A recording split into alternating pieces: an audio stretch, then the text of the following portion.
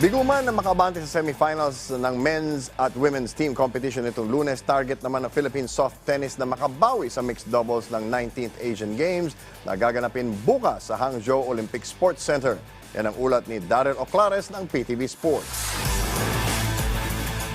Bukas pa rin ang pinto para sa Philippine soft tennis team na makasungkit ng medalya sa 19th Asian Games sa kanilang pagsabak naman sa mixed doubles event bukas sa Hangzhou Olympic Sports Center. Matatandaan na noong Lunes nagsimula na ang Asian campaign ng koponan sa preliminary round ng team event, subalit bigo sila na makapasok sa semifinals.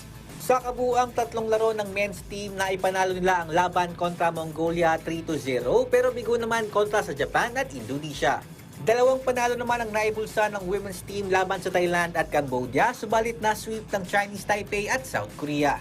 Hindi man nakapasok sa semis, bilib pa rin si Philippine soft tennis team head coach Divina Escala sa ipinamalas na performance ng kanyang koponan. Maganda naman po yung may laro ng mga players. Pero yun nga, hindi kami pinalad na manalo. Lalo na doon sa men's team event. So, hindi kami pinalad kahapon. No? But they made a good fight at maganda naman ang nilaro. Kaya bukas pagtutuunan na ng pansin ng national team ang mixed doubles na pangungunahan naman ni Bien Soleta, Manyala, Christy Sagnosa, Joseph Arcilla at Deo Talatayod.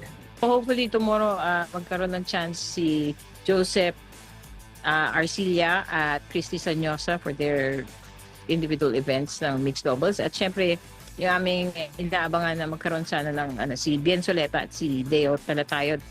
Matapos ang mixed doubles, may pagkakataon pa ang kupunan na makuha ng medalya para naman sa singles event sa darating na Biyernes.